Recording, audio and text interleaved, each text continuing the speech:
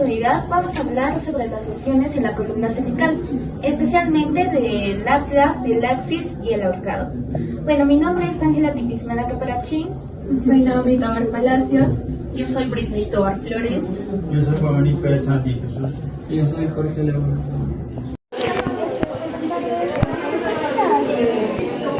Respondiendo a algunas preguntas, bueno, quisiera preguntarle qué datos existen sobre las columnas cervicales y del atlas.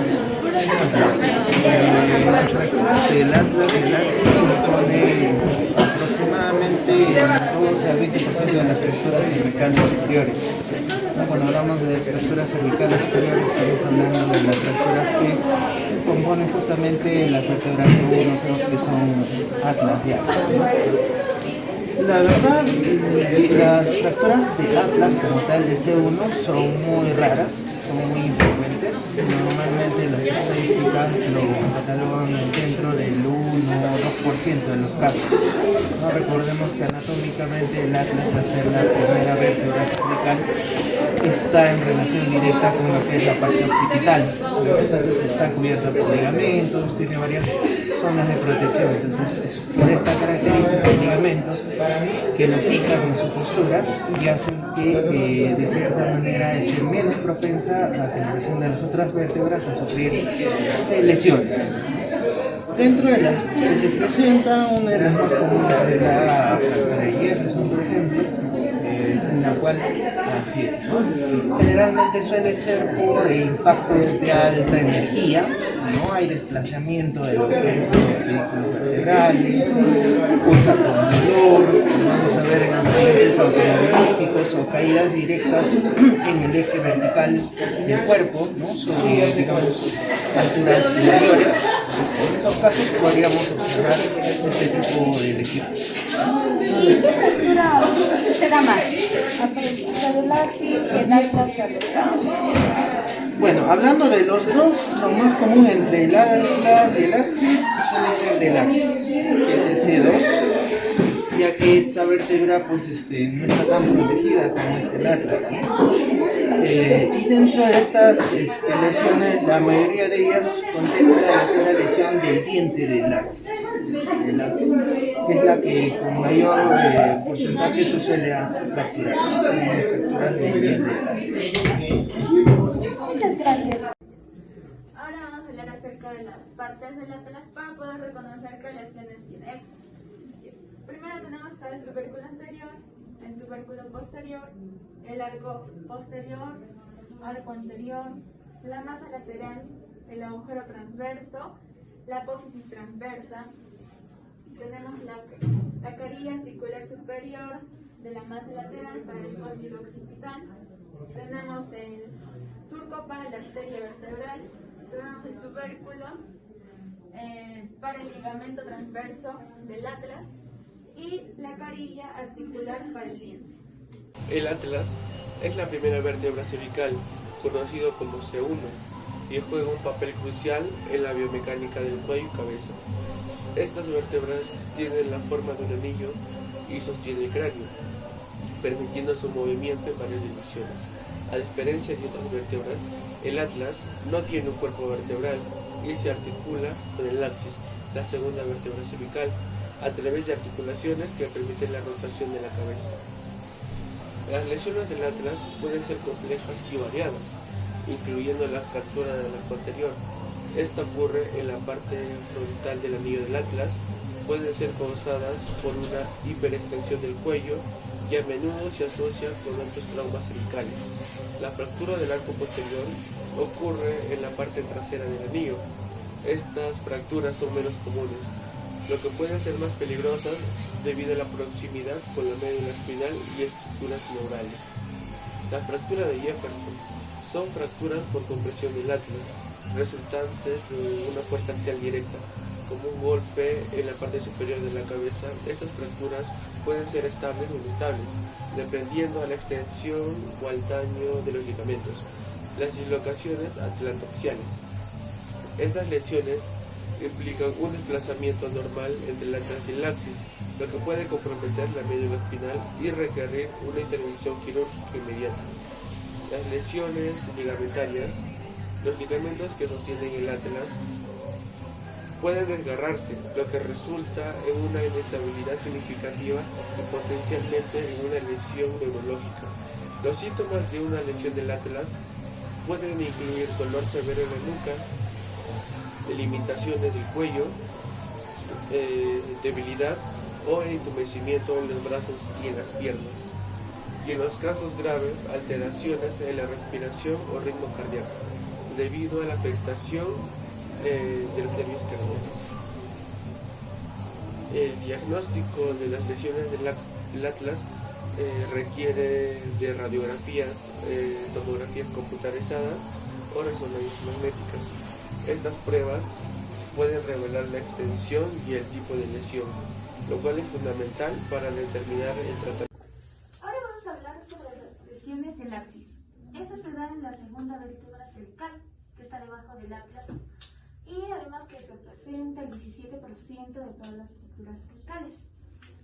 Bueno, ahora vamos a hablar sobre las partes del axis. Aquí tenemos el axis posterior, esta sería la apófisis odontoides, esta sería la carga articular para el ligamento transverso del atlas, esta sería la carga articular superior del axis, y esta sería la apófisis espinosa, esta sería la apófisis transversa, y acá tenemos ahora el axis, la parte anterior, acá está la apófisis odontoides, está la carga articular anterior para el arco anterior del atlas, la carga articular superior para el atlas, luego está la apófisis transversa y la carga articular para C3.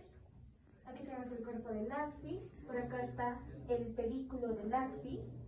Ahora que ya hemos hablado de la estructura, vamos a hablar sobre las estructuras que más se fracturan del axis. Está la apófisis odontoides, que es la más frecuente con un 55%, y tiene tipos, según Anderson y de Alonso, lo clasifican en 3. Tipo 1, que se da en la punta de la apófisis odontoides, la cual es poco frecuente y generalmente está asociada a lesiones ligamentarias, como son los ligamentos alares, ligamento transverso del atlas y ligamento cruciforme. Luego está el tipo 2, que se da en la base de la apófisis odontoides. Es la más común y necesita tratamiento quirúrgico para poder consolidarse. El tipo 3 se expande hacia el cuerpo del axis y no necesita intervención quirúrgica para poder consolidarse. Luego están los pedículos, que son esta parte del y se dan 23%. En cuanto a los pedículos, son menos comunes y esas fracturas pueden provocar una inestabilidad en la columna vertebral. Y para restaurar esta estabilidad se necesita una intervención quirúrgica. En cuanto al cuerpo del axis, bueno, esto se fractura mayormente 22%, y estas fracturas pueden variar desde fracturas simples a fracturas complejas, y las lesiones de esta área pueden comprometer la integridad de la columna vertebral. Luego están las causas. Se dan mayormente por traumas, que son accidentes automovilísticos, caídas o lesiones deportivas. Luego están las enfermedades degenerativas, que puede ser la osteoporosis, ya que debilita los huesos y aumenta el riesgo de fracturas en el axis. Luego están los tumores. Los tumores pueden afectar al axis y causar daño a estructuras circundantes. Ahora la lesión del ahorcado, también llamada fractura de Ackman o espondiliolisis del axis. Bueno, la lesión del ahorcado o fractura del ahorcado es el segundo tipo más frecuente de lesión del axis, aproximadamente de un 38% por detrás de la fractura del odontoides, y se considera una lesión fatal. En una lesión del ahorcado normal, podría ser un suicidio, se denota que hay un rompimiento del disco y los ligamentos entre la C2 y C1 además de un daño al pedicular bilateral. También aparte daños a los músculos del cuello, a la tráquea, a los vasos sanguíneos, a la arteria carótida y a la vena yugular. Al comprimir el cuello, se comprimen las vías respiratorias y hace que el oxígeno no pueda llegar de manera normal al cerebro. Y puedo hablarles de dos tipos de ahorcamiento: el azul, que es de un tipo venoso, y el blanco, de un tipo arterial.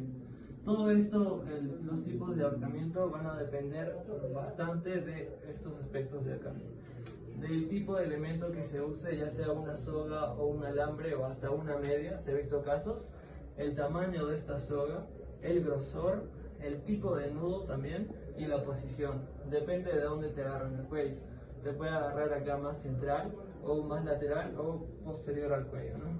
También es importante el peso de la víctima en el tiempo de muerte. Y todos estos aspectos se determinan o determina la compresión del cuello.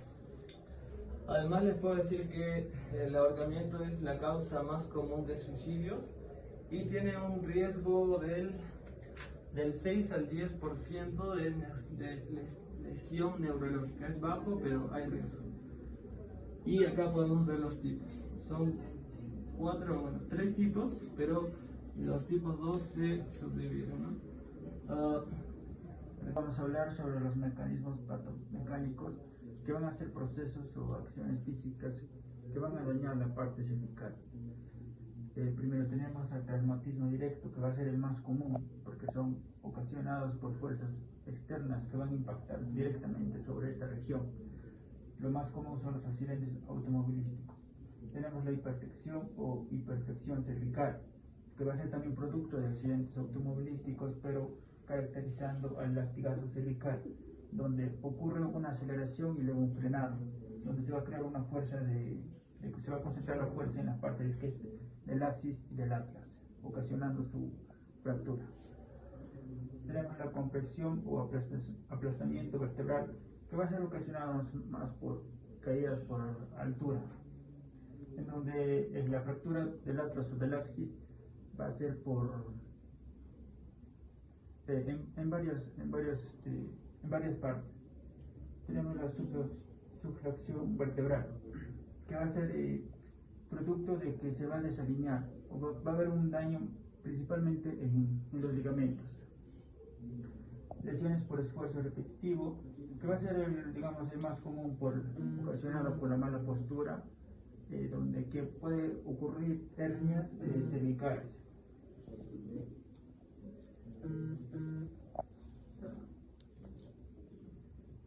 Ahora pasamos a la siguiente diapositiva, lo que son mecanismos patomecánicos del ahorcamiento. Como el ahorcamiento es un mecanismo que por presión los daños van a ser más por tejidos circundantes, empezando por la asfixia mecánica. Como está comprimiéndose la parte la parte de la tráquea, vamos a tener daños a los pulmones o hacia el cerebro. Daño vascular: por la presión puede dañarse la arteria carótida o la vena yugular interna o externa. Las lesiones traumáticas cervicales van a ser producto de esta presión también, pero van a ser menos frecuentes porque la fuerza no es lo suficiente. Las lesiones al daño neurológico, como ya lo he mencionado, hay una obstrucción de la vía respiratoria, por lo tanto el principal órgano en dañarse va a ser el cerebro, pero también los nervios periféricos que se encuentran por esa parte. Lesiones cutáneas y musculares: va a ser frecuente encontrar daños musculares como hematomas por la presión que básicamente se produce en el área. Bien, ahora pasando a los mecanismos patoterapéuticos, pues acá vamos a tener tanto una columna estable que no sufrió mucho daño y una columna inestable que ha sido dañada. En una columna estable vamos a tener lo que es un compromiso neurológico y pues uno que no tiene compromiso neurológico. El que no tiene compromiso neurológico vamos a usar métodos conservadores. En cambio, en el compromiso neurológico ya se hace lo que son intervenciones quirúrgicas. En la columna inestable, sí o sí vamos a tener lo que son intervenciones quirúrgicas. Sí. Ahora, en la lesión del atlas. En la lesión del atlas, si esta lesión es diagnosticada antes, o sea, tiene diagnósticos precoces, vamos a tener lo que son tratamientos médicos conservadores. ¿Qué quiere decir? Que pues se van a utilizar medicamentos para calmar el dolor, vamos a utilizar el collarín, ¿no? Y en tratamientos quirúrgicos ya vamos a utilizar lo que son halos craniotorácicos, vamos a utilizar tracciones cervicales y instrumentos occipitocervicales o fijaciones de C1 y C2 con reducción intraoperatoria. En lo que es lesión del axis, pues como ya lo mencionó mi compañera, vamos a tener tipos. En lo que es en las fracturas de la apófisis odontoides. En el tipo 1, ¿qué se va a utilizar? Un collarín. ¿De cuántas semanas? De 10 a 12 semanas. En el tipo 2 vamos a utilizar un método conservador. Vamos a utilizar el halo. Y cuando ya es un poco más fuerte la lesión, vamos a utilizar la osteosíntesis anterior, que es una intervención quirúrgica. Y en el tipo 3 vamos a utilizar tracción craneal por 2 semanas más inmovilización con ortesis por 3 meses. En la fractura de los pedículos, ¿qué vamos a utilizar? Minervas moldeadoras occipitocervicales, vamos a utilizar artrodesis anterior con injerto autólogo intersomático y placa atornillada. ¿Qué quiere decir? Que se va a poner clavitos, pues, ¿no? Como lo conocemos. Y vamos a utilizar fijaciones posteriores mediante tornillos y barras de la C2 a la C3. Y por último tenemos lesiones del ahorcado. Aquí pues vamos a utilizar, se va a dividir en fracturas del cuerpo y película del axis. Entonces vamos a utilizar minervas moldeadoras occipitocervicales y fijaciones occipitocervicales a interarticulaciones entre la C1 y la C2. Vamos a hablar sobre la correlación clínica radiológica. Esta es crucial para el diagnóstico de la fractura de la columna cervical. Algunos aspectos son la localización de la fractura, tipos de fractura y compromiso neurológico. En la localización de la fractura, esta puede correlacionarse con la distribución de los síntomas neurológicos. Por ejemplo, las fracturas en la región cervical superior pueden afectar a las extremidades superiores y la fractura en la región inferior afectan las extremidades inferiores. Los tipos de fractura, existen varios tipos como la luxofractura, subluxación o fractura conminuta. Puede influir en la severidad de los síntomas y el riesgo de inestabilidad de la columna. Ahora, el compromiso neurológico, la presencia de los síntomas neurológicos y su gravedad se correlaciona con el grado de afectación de la médula espinal. Ahora vamos a hablar sobre la indicación quirúrgica. Tenemos los objetivos: estabilizar la columna vertebral, descomprimir la médula espinal, prevenir complicaciones. Y los tipos de cirugía: reducción abierta con la fijación interna, la laminoplastia y la fusión espinal.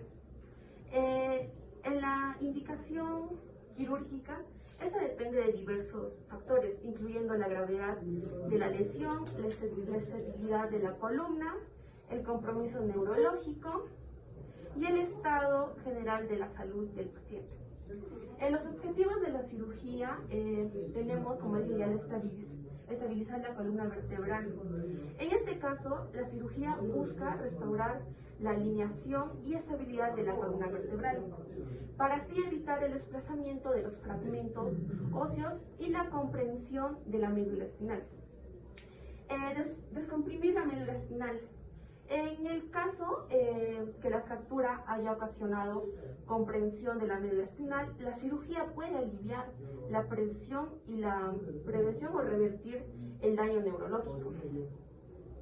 En tipos de cirugía, la reducción abierta con la fijación interna En este procedimiento se realiza una incisión en la piel y se exponen los huesos fracturados. En la laminoplastia, en este caso, en el procedimiento, se elimina una parte del hueso laminado de la vértebra para crear más espacio para la médula espinal.